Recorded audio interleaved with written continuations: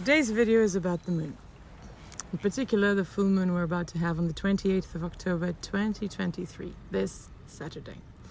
This moon is the second eclipse of the year, the second lunar eclipse and the last, I think, eclipse we'll have this year. It's a partial eclipse of the moon right after, 2 weeks before we had a full eclipse of the sun. And this one occurs in Taurus at 5 degrees. 5 degrees, 9 minutes, 7 seconds to be precise. There is a video coming on how to deal with eclipses particularly, and if you want you can also check my Telegram where I speak about this in depth a bit more. I'll have the link just right down below. But in essence, eclipses take away our core personality away. So in the sense of identity when it's an eclipse of the sun, or in the sense of emotional security and baseline in the sense of when it's a moon's eclipse. When that happens, we feel a bit shoeless, we feel a bit groundless, so to say, like if someone had pulled a rug from underneath us and what we know is familiar is no longer there. The only things that remain are the personas that we create throughout our life to go and deal with things that are complicated, and we don't know how to deal with those things with our core personality. And so for that reason, we deal with them in terms of the personas and the characters that we create for ourselves. The character that goes to work, the character that deals with that particular client on a particular meeting, the character that has to deal with that person that you see in parties and you don't like so much. So all those characters are anything and everything that shows up during eclipse times. It's the only thing that remains. Everything else is stripped from under you. There is a reason why eclipses can be so anguishing and so desperating, so to say.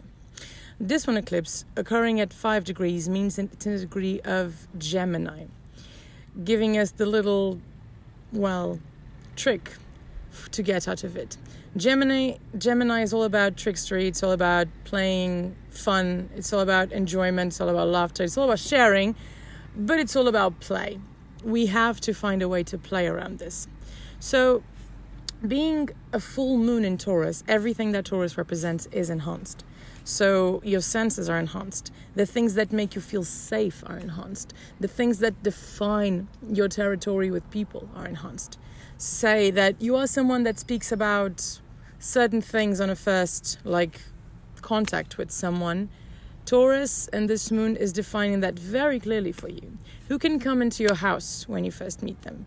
What things can happen with in a relationship sense when you exchange your first impressions with someone? That is going to be very, very defined by this eclipse. But especially the things you don't enjoy so much. So being in Taurus, you're going to feel that you may find a lot of people that actually trespass your own boundaries, trespass your own values, and trespass your territory, so to say. And it's up to you to say, no, I don't want to deal with this. So I don't want you to go through, to pass this threshold of my territories right now. The way to go on about and saying these things is the thing that is very Gemini-ish. It's basically you saying it playfully and joyfully instead of just going in full Taurus mode and, making the angry face or the fierce, bold face of putting people out of your life.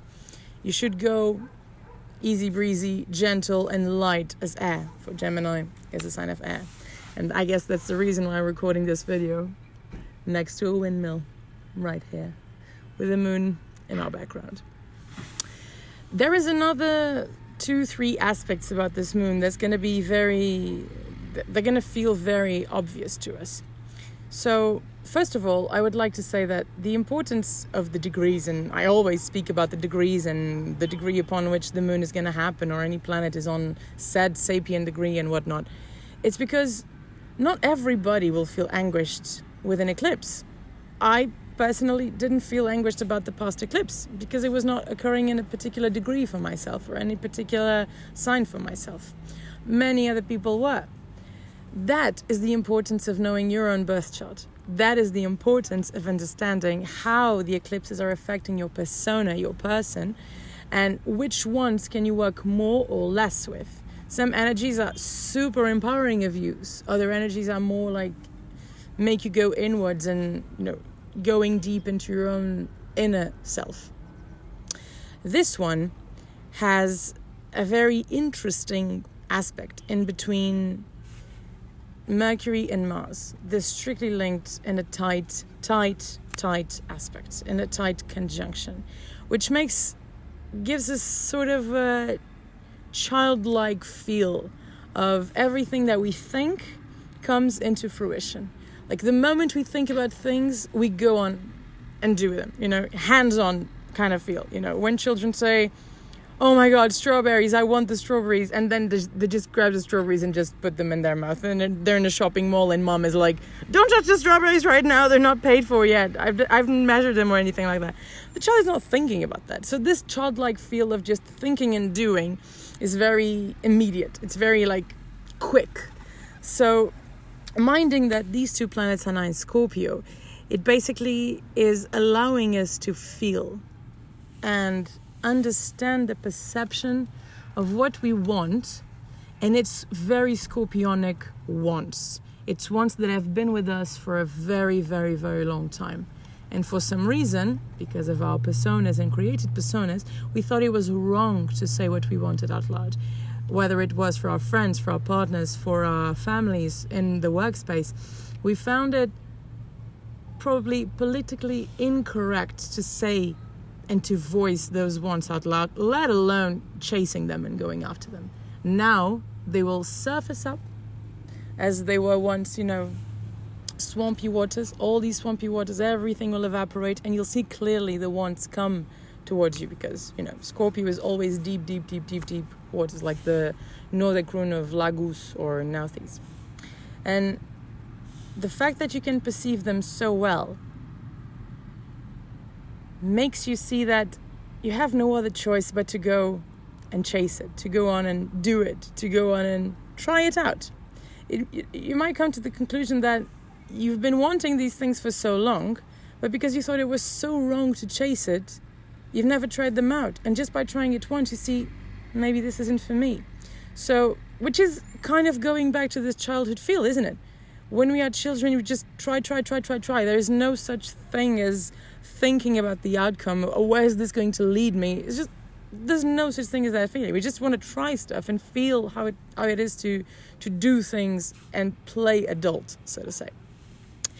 These two situations, so your mind and your actions being very tight and very, very brotherly connected right now, are in complete opposition to Jupiter on the same degree. All this is a Leo degree, so you're going to be very expressive and creating and voicing out the things you want, even though it feels that's very secretive. You're somehow feeling that it's okay to be spontaneous and open about something that's so secretive about yourself.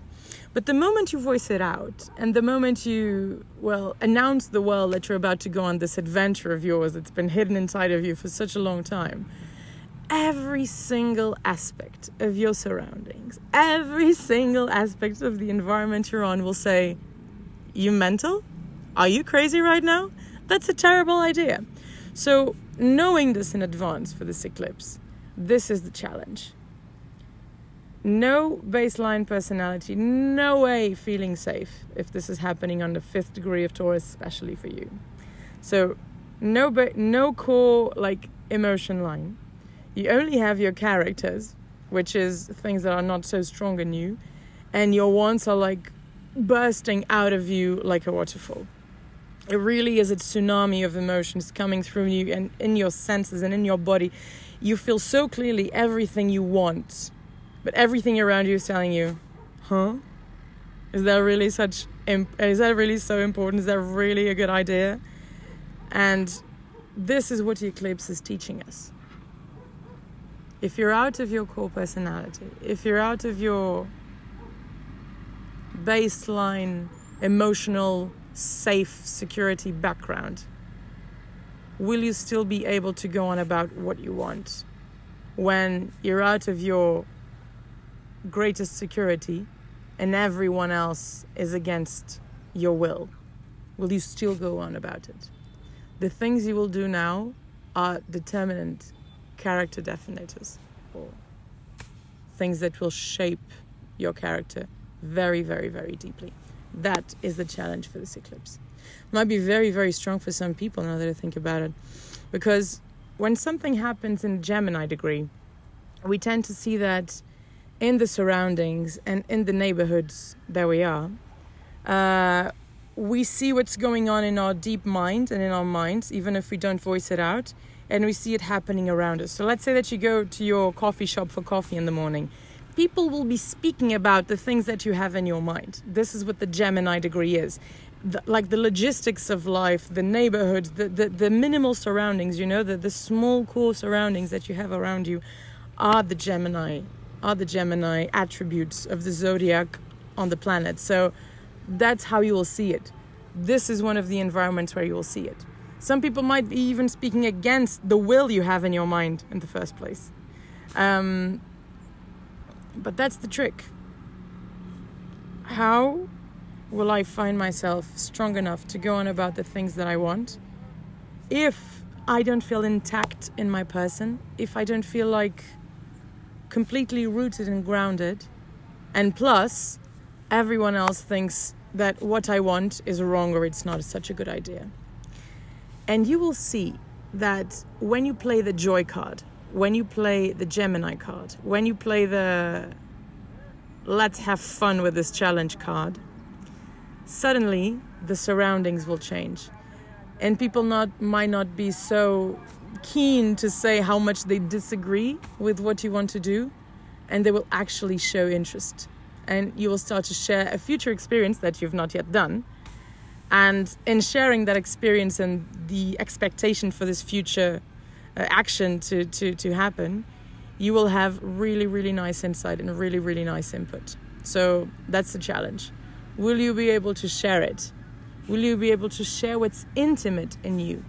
Things that have been hidden in you for so long, things that you want so much, when the environment around is a bit aggressive, and yet do it joyfully and do it in a fun way. That is the challenge for now. Good luck. Thank you so much for watching another video. If you want more insights on anything that's going on with transits and the planet, feel free to check my Telegram. It's free for everybody. Or if you would like a reading on your personal birth chart and know how this eclipse will affect you, feel free to see the forms that I have down below. If you're interested to know more about astrology and how to use astrology as a tool of self-development, on deciding what to do next year, on deciding on relationships and knowing how to do what I'm doing with these videos right now and knowing how to use astrology to your own personal birth chart and for your own life and personality, I do have an astrology academy. Follow the forms down below if you want more information about it. That's all for today. I'll see you up on the next one where I'll go in depth about eclipses. Till then, stay light and stay golden.